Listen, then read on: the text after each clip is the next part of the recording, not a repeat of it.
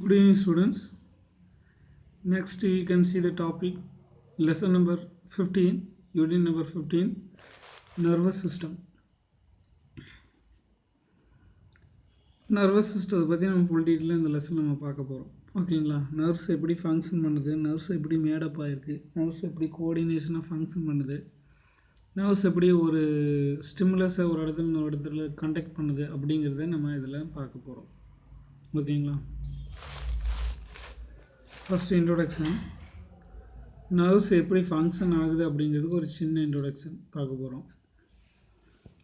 Introduction. It is one of the basic characteristic feature of all living organisms responding to stimuli.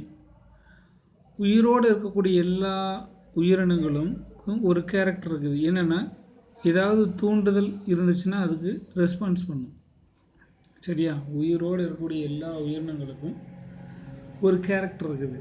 ஏதாவது ஒரு stimulus கொடுத்தோம்னா அதுக்கு response பண்ணும். ஏதாவது உயிருள்ள ஒரு பொருளை பிடிச்சி கிள்ளி வச்சுருந்தா அது என்ன பண்ணும்? நம்மளை தாக்கும். ஓகேவா? அது மாதிரி லைட் அடிச்சதுன்னா நம்ம கண்ணு முழிச்சு பார்ப்போம். சரி, இந்த மாதிரி ஏதாவது ஸ்டிமுலஸ் கொடுத்தோம்னா அதுக்கு ரெஸ்பான்ஸ் வரும். இதை பண்ணுறது யார்? Nervous system. ஸ்டிமுலஸ் அப்படின்னு என்னென்னா, it refers to the changes in environmental condition that are detected by receptors. என்விரான்மெண்டில் ஏதாவது சேஞ்சஸ் நடந்து அதை உணர்றதுக்கு பேர் தான் ஸ்டிமுலஸ். ஓகேங்களா? என்விரான்மெண்டலில் ஏதாவது ஒரு சேஞ்சஸ் நடந்து அந்த சேஞ்சஸை நம்ம உணர்ந்து வெளிப்படுத்துறதுக்கு பேர் தான் stimulus. That is present in our body. The receptors, அதை உணர்றதுக்கு ரெசெப்டார்ஸ் நம்ம பாடியில் இருக்காங்க. The relevant changes activities of organism particular stimuli is called as reactions or responses. ஒரு ஸ்டிமுலஸை வாங்கிக்கிட்டு அது திருப்பி அனுப்புகிறோம் இல்லையா, அதுக்கு பேர் ரியாக்ஷன்ஸ் அல்லது ரெஸ்பான்ஸ் அப்படின்னு சொல்லி பேர். சரி, ஒருத்தர் போய் கிள்ளிட்டு அப்படின்னா அதை வாங்கிட்டு அவங்க மறுபடியும் வேறு ரியாக்ட் பண்ணுவாங்களே, அதுக்கு பேர் தான் ரெஸ்பான்ஸ் அல்லது ரியாக்ஷன்ஸ் அப்படின்னு சொல்லி பேர். Living organisms show the response to different kinds of stimulus light. நமக்கு நிறைய டைப் ஆஃப் ஸ்டிமுலஸ் இருக்குது. அதுக்கு என்ன, லைட்டு ஒரு ஸ்டிமுலஸ், ஹீட்டு ஒரு ஸ்டிமுலஸ், கோல்டு ஒரு ஸ்டிமுலஸ், சவுண்டு ஒரு stimulus, smell, taste, touch, pressure, pain and gravity. இந்த மாதிரி நிறைய டைப் ஆஃப் ஸ்டிமுலஸ் நம்ம பாடியில் கொடுக்குறாங்க. அது நம்ம ரெஸ்பான்ஸ் பண்ணிகிட்ருக்கோம். For example, withdrawal of hand when the touch hot object. இதுக்கு ஒரு எடுத்துக்காட்டு, நம்ம சூடான ஒரு பொருளை போய் டச் பண்ணிட்டு என்ன பண்ணுவாங்க, உடனே நம்ம கையை வந்து எடுத்துக்குவோம். Or closing our eyes when the flash bright light. கண்ணுக்கு முன்னாடி வந்து வெளிச்சம் அதிகமாக பட்டுதுன்னா உடனே கண் என்னாகும், மூடிக்கும். These condition heat or light stimulus which body shows response. இதுக்கு பேர் தான் ரெஸ்பான்ஸ் அப்படின்னு சொல்லி பேர். ஸ்டிமுலஸ் ஏதாவது ஒன்று கொடுத்தோம்னா அதுக்கு ரியாக்ஷன் வந்து அதுக்கு பேர் response. Thus recovering the stimulus, the body responds the manners that most appropriate survival functioning. இப்படிலாம் நடக்கிறதுனால தான் நான் சர்வைவலாக உயிர் வாழ்ந்துட்டுருக்கோம். இதெல்லாம் நடக்கலைன்னு என்னாகும், உயிர் போயிடும். ஓகேங்களா? சூடான ஒரு பொருளை கை வச்சுட்டு எடுக்காமல் அப்படியே வச்சுக்கிட்டே இருந்தால் என்ன போகும், கை வெந்து போயிடும். கை வெந்து போச்சுன்னா அப்புறம் உடம்பு வெந்து போயிடும். சரியா? அதை நம்ம ஒன்று ரெஸ்பான்ஸ் பண்ணி கையை எடுத்ததுனால நம்ம உயிர் பொழைச்சிக்கிறோம். சரியா? இதெல்லாம் நடக்காமல் இருந்தால் என்னாகும், உயிரோடு இருக்க முடியாது. To provide the correct response to the stimulus, the necessary that the all organs work together in proper coordinated manner. இது எல்லாம் கரெக்டாக நடக்கணும் அப்படின்னா நம்ம பாடிக்குள்ளே ஒரு கோஆர்டினேஷன் நடக்கணும். அப்படி இருந்தால் தான் நடக்கும், இல்லைன்னா நடக்காது. இப்போ நீ சூடான ஒரு பொருளை போய் கை வைக்கிற உடனே என்ன பண்ணும், கை வந்து சூடாக இருக்கிறது அப்படி சென்ஸ் பண்ணி நேராக நரம்பு வழியாக மூளைக்கு கொண்டு போய் கொடுக்கும். மூளை என்ன பண்ணும், சூடான ஒரு பொருளை நீ தொட்டுட்ருக்க உடனே கையை வெளியே எடுத்துக்குன்னு சொல்லி ஆர்டர் கொடுக்கும். உடனே வித்தின் செகண்டுக்குள்ளே நீ கையை எடுத்துருவ. இதெல்லாம் நடக்கலைன்னு வச்சுக்கோயேன். இப்போ நீ கையில் இருந்து நீ சூடான ஒரு பொருளை தொட்டுட்ருக்க, தீயை தொட்டுட்ருக்குன்னு வச்சுக்கோ. இது நடக்கலைன்னு என்னாகும், கையிலேருந்து உணர்ந்து மூளை கொண்டு போய் கொடுக்குற இடத்துல நரம்பு கட்டாச்சுன்னா என்னாகும், உனக்கு தெரியாது. சூடு இருக்கிறதே உனக்கு தெரியாது. நீ என்ன பண்ணுவேன், கையை வச்சுக்கிட்டே இருப்ப. அப்புறம் கை வந்து போயிடும், அப்புறம் எல்லாம் போயிடும். இந்த மாதிரி பாடியில் இருக்கிற எல்லா ஆர்கனும் ஒரு கோஆர்டினேஷனோட ஃபங்க்ஷன் பண்ணால் தான் இது சாத்தியமாகும். The working together various organs in the systematic, controlled and efficient way to produce proper response to the various stimulus called coordination. இந்த மாதிரி உடம்புல இருக்கிற எல்லா உறுப்புகளும் ஒரு ஒருங்கிணைந்து செயல்பட்டு அந்த ஸ்டிமுலஸை வெளிப்படுத்துகிறாங்க. இதுக்கு பேர் தான் கோஆர்டினேஷன் அப்படின்னு சொல்லி. In animals, including human, coordination between the various cells and organs is essential for the diverse activities to maintain the physiological balance is called homeostasis. இந்த மாதிரி உடம்புல இருக்கிற எல்லா ஆர்கனிசமும் ஒன்றா சேர்ந்து ஒரு சமநிலைத்தன்மையை உருவாக்குகிறது. அந்த நிகழ்ச்சிக்கு பேர் ஹோமியோஸ்டாசிஸ் அப்படின்னு சொல்லி பேர்.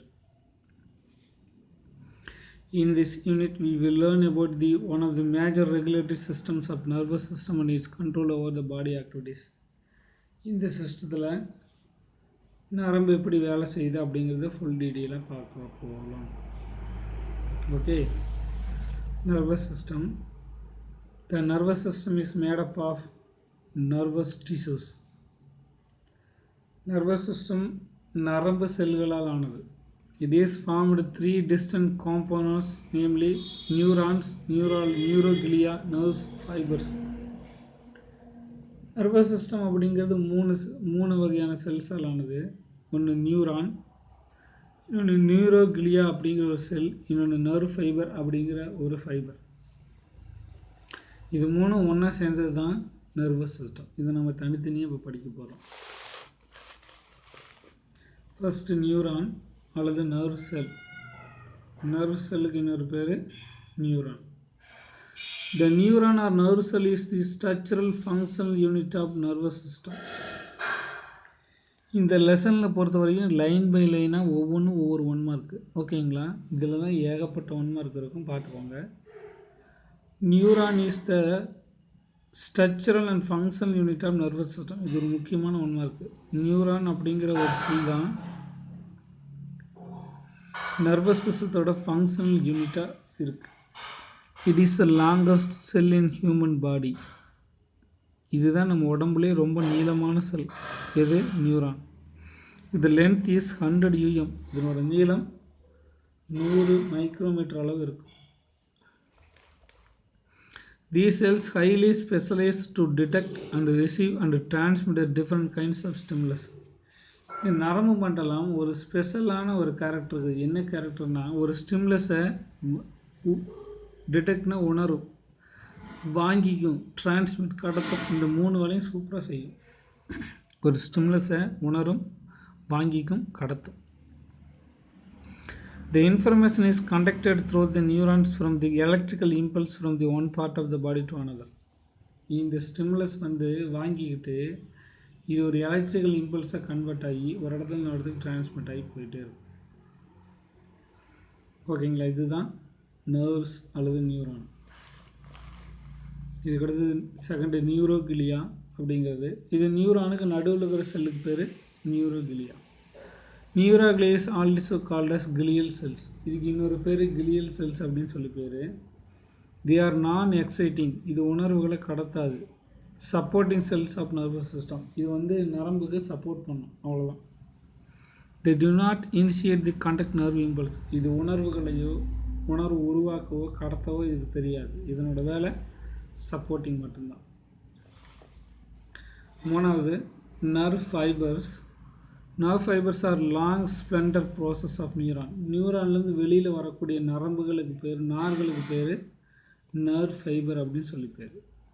A number of nerve fibers bundled together forms nerves.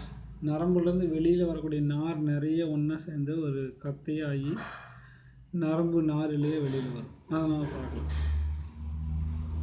ஓகேங்களா? இப்போது ஸ்ட்ரக்சர் ஆஃப் நியூரான். ஒரு நியூரானோட ஸ்ட்ரக்சரை நம்ம இப்போ பார்க்கலாம்.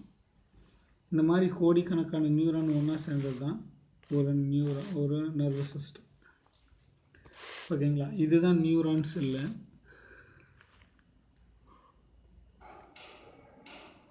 இது நியூரானோட தலைப்பகுதி. இதுக்கு பேர் சைட்டான் அப்படின்னு சொல்லி பேர். இது வட்ட வடிவத்தில் தான் இருக்கும். நடுவில் ஒரு நியூக்ளியஸ் இருக்கும். சரியா? வட்ட வடிவத்தில் இருக்கும், நடுவில் ஒரு நியூக்ளியஸ் இருக்கும். அதுக்குள்ளார சைட்டோபிளாசம் இதெல்லாம் ப்ரெசென்ட் ஆகிருக்கும். ஓகேவா? இந்த நியூரானில் நிறைய நரம்பு மாதிரி வெளியில் வரும். இதுக்கு பேர் டென்ட்ரைட்ஸ் அப்படின்னு சொல்லி பேர். இதுதான் நார்கள். சரியா? நியூரானில் நிறைய நரம்பு நாரிழைகள் நிறைய வெளியில் போகும். இது வந்து 1000 கணக்கில் வெளியில் போகும். இது ஒவ்வொரு நாரிலையும் இன்னொரு நியூரானில் போய் ஜாயிண்ட் ஆகும். ஒவ்வொரு நாரிலையும் இன்னொரு நியூரானில் போய் ஜாயிண்ட் ஆகும். இது வந்து ஒரு ஃபுட்பால் நெட்டு மாதிரி ஒரு பெரிய நெட்டாக போய்கிட்டே இருக்கும். இதை கவுண்ட் பண்ணவே முடியாது. சரி, இப்படி போயிட்டே இருக்கும். இது வந்து ஒரு நியூரான். ஒவ்வொரு கிளையும் இன்னொரு நியூரானில் போய் ஜாயிண்ட் ஆகும், ஃபுட்பால் நெட்டு மாதிரி. ஓகேவா? இதுதான் நியூரானோட கழுத்து. இது தலை, இது கழுத்து. சரியா? நியூரானோட கழுத்து பகுதி. இதுக்கு பேர் ஆக்சான் அப்படின்னு சொல்லி பேர். இது வந்து ரொம்ப நீளமாக இருக்கும். ஆக்சான் வந்து இப்படி ரொம்ப நீளமாக இருக்கும். சரியா? நீளமாக போய் இப்படி பிரான்ச்சஸில் போய் முடியும். சரியா? கீழே பெரியவளோடு போய் முடியும். இது ஒவ்வொன்றும் கீழே இருக்கக்கூடிய நியூரானில் போய் ஜாயிண்ட் ஆகும். இதுக்கு பேர் ஆக்சான் டெர்மினல் அப்படின்னு சொல்லி பேர். இந்த ஜாயிண்ட் வந்து இங்கே டென்ட்ரான்ஸ் இருக்கு இல்லையா, இதில் போய் முடியும். இந்த நியூரானோட எண்டு அடுத்த நியூரானோட வாலில் போய் முடியும். சரியா? இந்த டென்ட்ரைட்ஸ் எல்லாம் அடுத்த நியூரானோட இங்கே வந்து ஜாயிண்ட் ஆகும். இப்படி ஒரு கீழே ஒரு நியூரான், இப்படி டென்ட்ரைட்ஸ், இப்படி நியூரான் இப்படி போய்ட்டு இந்த மாதிரி இப்படி போயிட்டு இருக்கு. ஓகேவா? இதுதான் நியூரானோட கழுத்து. இந்த கழுத்துலேருந்து இப்படி நீளமாக இதுதான் நியூரானோட பாடி. ஓகேவா? இதனோட பாடியில் அங்கங்கே இந்த மாதிரி ஒரு ஷீத் ப்ரெசண்ட் ஆகிருக்கும். சரி, அப்படியே ஒரு ஷீத் ப்ரெசண்ட் ஆகிருக்கும். இந்த ஷீத் இப்படி இருக்கும். சரியா? இந்த ஷீத்தில் இது வந்து கண்டினியூஸாக இருக்காது. இந்த ஷீத்துக்கு பேர் மைலின் ஷீத் அப்படின்னு சொல்லி பேர். இதுக்கு பேர் மைலின் ஷீத் அப்படின்னு சொல்லி பேர். இந்த உரைக்கு பேர் மைலின் ஷீத். இந்த மைலின் ஷீத்து கண்டினியூஸாக இருக்காது, கேப் விட்டு இருக்கும். அந்த கேப்புக்கு பேர் நோட்ஸ் ஆஃப் ரன்வீர் அப்படின்னு சொல்லி பேர். அவ்வளோதான், ஒரு 5 நிமிஷம் வரச்சு. இந்த கேப்புக்கு பேர் நோட்ஸ் ஆஃப் ரன்வீர் அப்படின்னு சொல்லி பேர். சரி, அந்த நியூரானோட கேப்புக்கு பேர் நோட்ஸ் ஆஃப் ரன்வீர். இந்த ஷீத்துக்கு பேர் மைலின் ஷீத். இந்த ஷீத்துக்கு பேர் மைலின் ஷீத். இந்த மைலின் ஷீத்துக்கு மேலே ஒரு special type of cells present ஆகிருக்கும். இதுக்கு பேர் ஸ்குவான் செல்ஸ் அப்படின்னு சொல்லி பேர்.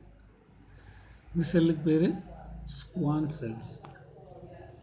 ஓகேவா? அது ஒரு முக்கியமான 5 மார்க் கொஸ்டின், நல்லா பார்த்துக்கோங்க.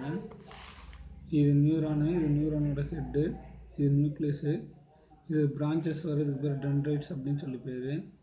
இது கழுத்து, இதுக்கு பேர் ஆக்சான் அப்படின்னு சொல்லி பேர். தலைக்கு பேர் சைட்டான். சரியா? இது வந்து கீழே போய் இப்படி எண்டில் முடியும். இதுக்கு பேர் ஆக்சான் டெர்மினல் அப்படின்னு சொல்லி பேர். பிரான்ச்சஸ் நிறையா வரும். இந்த கழுத்துக்கு மேலே ஒரு ஷீத் இருக்குது, அதுக்கு பேர் மைலின் ஷீத் அப்படின்னு சொல்லி பேர். இதுக்கு பேர் மைலின் ஷீத் அப்படின்னு சொல்லி பேர். இந்த ஷீத்துக்கு நடுவில் நிறைய கேப் விட்டு இருக்கும். சரியா? இந்த கேப்பு சரியா? இந்த கேப்புக்கு பேர் நோட்ஸ் ஆஃப் ரன்வீர் அப்படின்னு சொல்லி பேர். இந்த ஷீத்துக்கு மேலே நிறைய செல்ஸ் ப்ரெசென்ட் ஆகிருக்கு. அதுக்கு பேர் ஸ்குவான் செல்ஸ் அப்படின்னு சொல்லி பேர். இந்த செல்ஸுக்கு பேர் ஸ்குவான் செல்ஸ் அப்படின்னு சொல்லி. ஓகேங்களா? Okay students.